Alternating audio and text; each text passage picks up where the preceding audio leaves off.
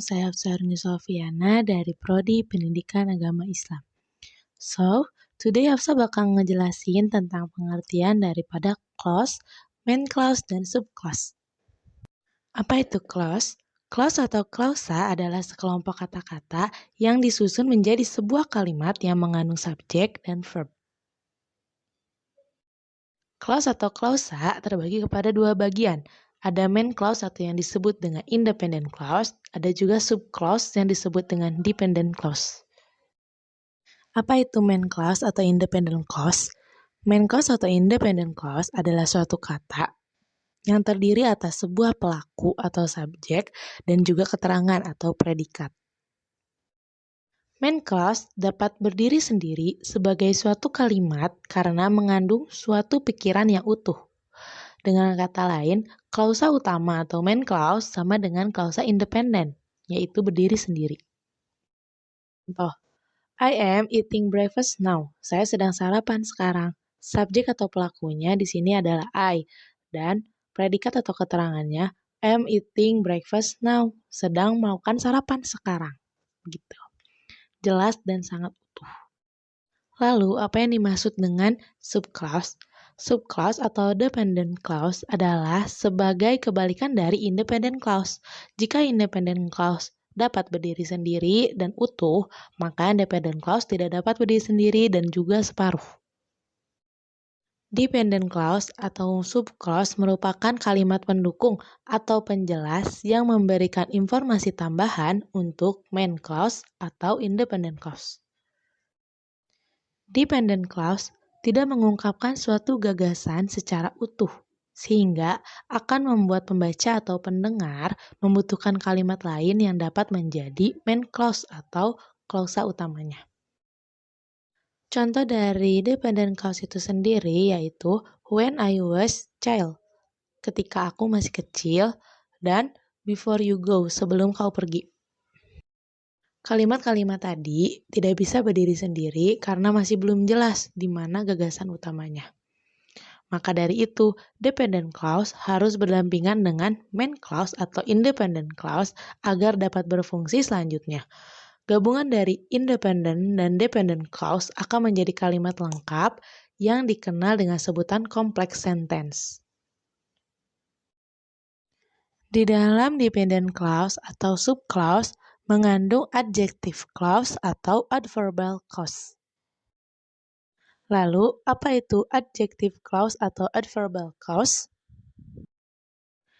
Adjective clause atau relative clause adalah dependent clause yang berperan sebagai adjektif atau kata sifat yang dijelaskan noun kata benda atau pronoun kata ganti. Sedangkan adverbial clause adalah dependent clause yang berfungsi sebagai adverb atau kata keterangan dan memberikan informasi tentang verb atau kata kerja. Dengan kata lain, adverb adalah kata kerja, sedangkan adjektif adalah kata sifat, yang dimana di dalam adjektif itu terdapat noun kata benda dan pronoun kata ganti. Seperti contoh, dia bisa melakukan apapun yang dia mau. Contoh ini yaitu klausa noun atau klausa kata benda. Lalu yang kedua, kuda yang ditunggangi ayahku begitu cepat. Klausa ini adalah klausa adjektif atau kata sifat. Lalu yang ketiga, kakak perempuannya sering menakut-nakutinya ketika mereka masih kecil. Klausa ini adalah klausa adverb atau kata keterangan. Jadi, main clause atau independent clause dapat dikombinasikan dengan subclause atau dependent clause yang dapat berupa adjective clause atau adverb clause untuk membentuk suatu kalimat kompleks.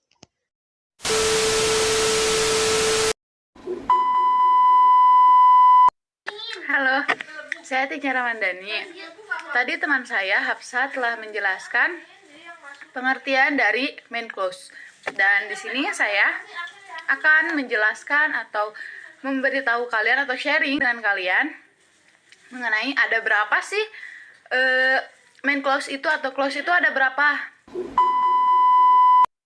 Nah, jadi clause itu dibagi menjadi dua. Yang pertama ada independent clause dan yang kedua ada dependent clause.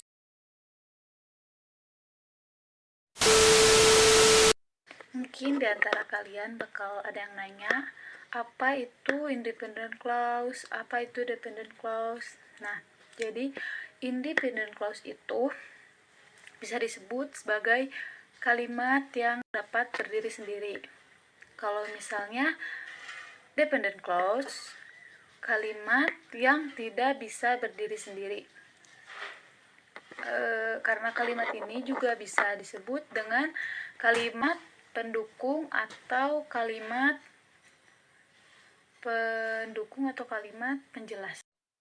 Nah, selain itu, dependent clause juga dia tidak menggunakan suatu gagasan yang utuh, sehingga membuat para pendengar dan pembaca itu membutuhkan kalimat lain yang menjadi informasi yang utuh.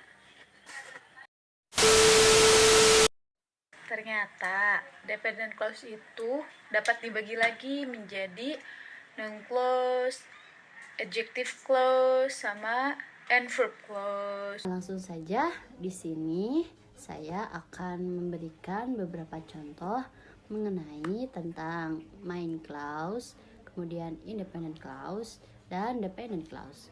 Untuk yang pertama yaitu main clause. Apa itu main clause? Yaitu suatu kelompok kata yang mengandung kata subjek dan predikat, kemudian membentuk suatu kalimat yang sempurna. Untuk lebih jelasnya lagi, saya akan menjelaskan contoh-contohnya. Nah, contoh yang pertama yaitu the baby cry, yang artinya bayi itu menangis.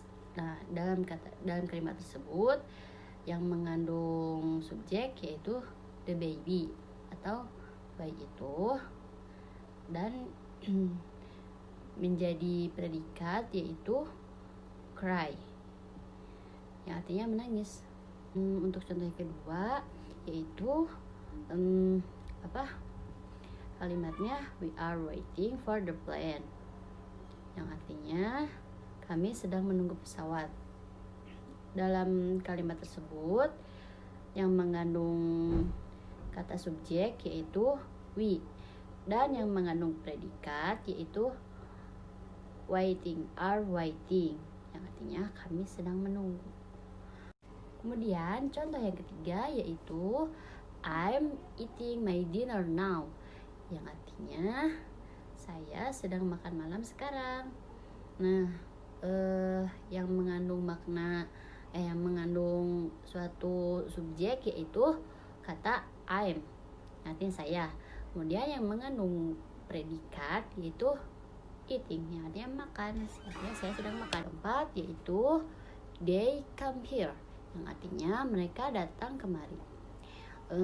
Untuk kata yang mengandung subjek yaitu they, mereka.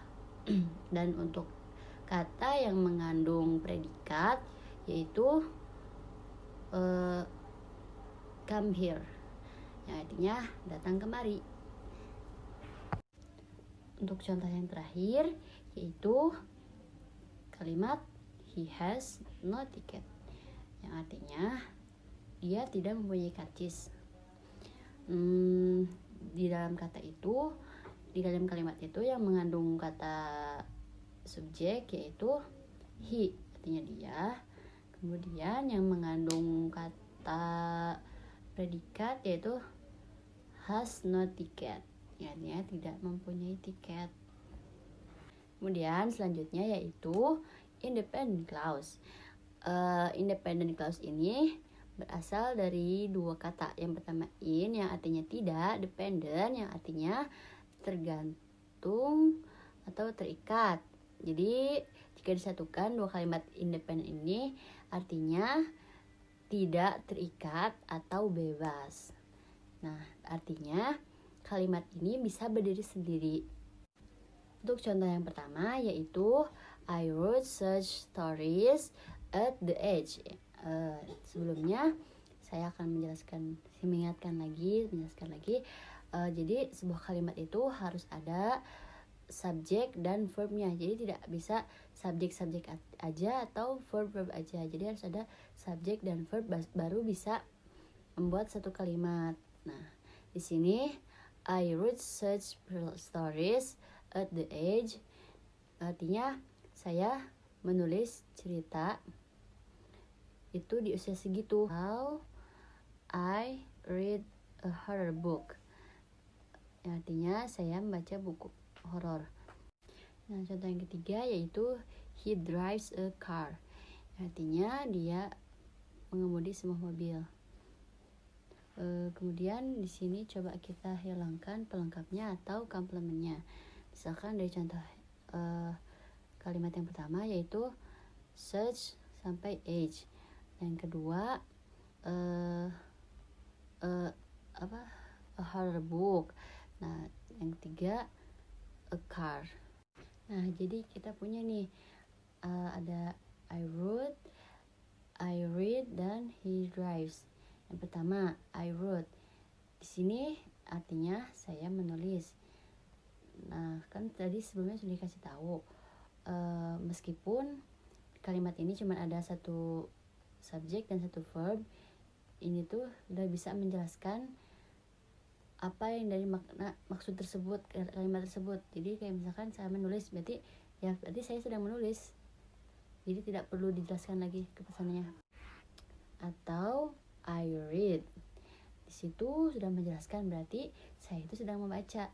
Jadi tidak perlu ada kalimat pelengkap lainnya. Karena di situ sudah jelas dia bisa berdiri sendiri. I read. Saya sedang membaca. Nah, yang terakhir yaitu he drives. Dia seorang pengemudi. Udah jelas. Dia mengemudi sebuah mobil. Dia mengemudi saja sudah menjelaskan bahwa dia itu sedang mengemudi. Nah, yang terakhir yaitu dependent clause. Dependent itu artinya terikat atau bergantung. Jadi kalimat ini bergantung pada kalimat yang lain. Kalimat yang lain itu apa sih gitu? Kalimat yang lain itu yaitu kalimat independent.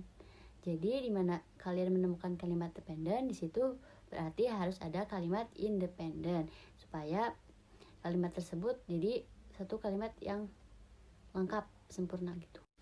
Sebenarnya dependent clause ini sudah ada subjeknya, sudah ada verbnya, cuman karena dia kalimat yang tidak bisa berdiri sendiri atau masih bergantung pada kalimat yang lain, jadi karena dia itu disertai dengan kata subordinating conjunction. Nah, apa aja sih subordinating conjunction itu?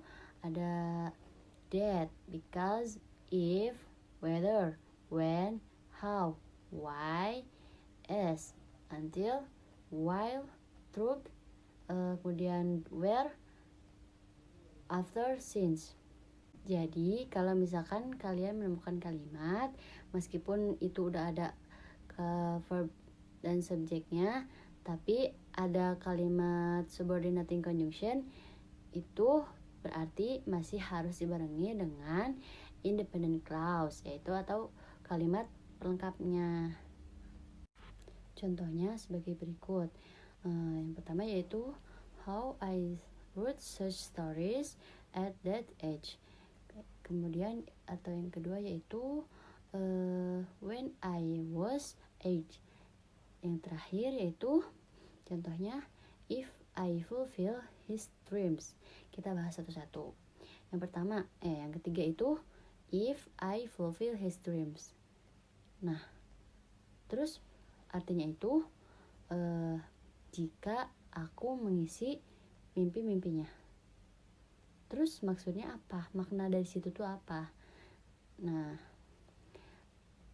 kalimat ini tuh jadi kalimat terikat, jadi harus dibarengi dengan kalimat pelengkap lainnya, pelengkap lain biar artinya itu tidak rancu gitu. Jadi harus ada kalimat independennya. Nah, dari contoh yang ketiga ini kalian pasti udah ada gambaran mengenai apa maksud yang dari contoh pertama dan contoh kedua juga. Nah, misalkan ketika saya bilang when I was age, And then what? Jadi ketika saya umur 8 tahun, ya terus apa? Ketika umur kamu 8 tahun itu. Nah, and the kalimat dependent clause ini sebenarnya kalimat yang tidak bisa menjelaskan apa maksud dari si penulis, dan si pendengar itu juga tidak bisa menangkap apa yang dimaksudnya. Terus kenapa kalau kamu 8 tahun itu? Nah, seperti itu. Jadi harus ada kalimat lain setelah kalimat dependent itu supaya memperjelas apa yang dimaksudkan dari tulisan itu atau apa yang dimaksudkan dari si pembicara itu. Sekian dari saya, kurang lebihnya mohon maaf karena di sini saya masih belajar. Jika ada koreksi mohon, jika ada yang salah mohon dikoreksi. Terima kasih. Assalamualaikum warahmatullahi wabarakatuh. Nama saya Naila Ulianisa. Di sini saya akan menjelaskan kembali secara singkat apa itu main clause. Jadi apa itu main clause? Main clause adalah suatu kata yang terdiri dari pelaku atau subjek dan juga keterangan atau predikat. Dan main clause ini memiliki pola, yaitu subjek plus verb. Nah, contoh daripada main clause seperti misalnya I eat watermelon. Nah, dalam kalimat I eat itu terdiri daripada rangkaian subjek plus verb. Dan watermelonnya itu merupakan objeknya. Nah, dalam sebuah penulisan, kalian juga bisa menambahkan beberapa rangkaian kata dalam klausanya itu. Seperti contohnya tadi, I eat watermelon. Kemudian ditambahkan beberapa rangkaian kata in the canteen. Nah, kalimat in the canteen itu menjadi prepositional phrase, fungsinya untuk membuat klausa itu lebih spesifik lagi. Dan kemudian, main clause itu memiliki dua bagian. Yang pertama yaitu independent clause, yang kedua yaitu dependent clause. Nah, apa itu independent clause? Independent clause seperti yang telah dijelaskan sebelumnya, bahwa intinya yaitu kalimat yang bisa berdiri sendiri. Maksud berdiri sendiri itu kalimat yang mengungkapkan gagasan yang utuh dan dapat dipahami tanpa ada kalimat pendukung. Itu yang disebut independent clause. Contoh daripada independent clause. Contohnya, misalnya, my father give me a book. Nah, itu kan kalimat sudah gagasannya utuh dan sudah dapat dipahami walaupun tanpa kalimat-kalimat pendukung. Haus di luar, haus di rumah, makan pedas di luar, makan pedas di rumah. Paling nikmat minumnya teh pucuk harum, teh pucuk harum, teh pucuk harum. Manisnya pas, teh pucuk harum. Enggak nyangkut di leher, enggak bikin haus lagi. Mau di dalam atau di luar rumah, minumnya teh pucuk harum. Bikin seger di mana aja. Yang kedua yaitu dependent clause. Dependent clause itu seperti yang sudah dijelaskan sebelumnya, intinya yaitu kalimat yang tidak bisa berdiri sendiri. Disebut tidak dapat berdiri sendiri karena dependent clause itu memiliki makna yang masih menggantung, yang belum selesai intinya. Nah, sebagai contohnya dari dependent clause. Contohnya, when I was a small child. Nah, dari kalimat tersebut, itu kalimatnya menggantung. Jadi, membutuhkan kalimat-kalimat yang lain agar menjadi kalimat yang sempurna, agar menjadi informasi yang sempurna. Dependent clause ini bisa disebut juga dengan subordinate clause atau subclause, merupakan kalimat tambahan atau kalimat penjelas untuk memberikan informasi tambahan kepada independent clause. Nah, artinya independent clause itu dapat dikombinasikan dengan dependent clause.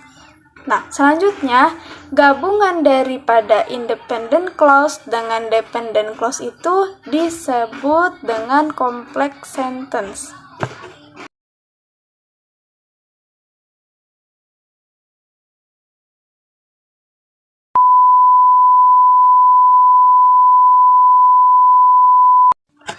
Nah, itu tadi merupakan penjelasan singkat tentang main clause.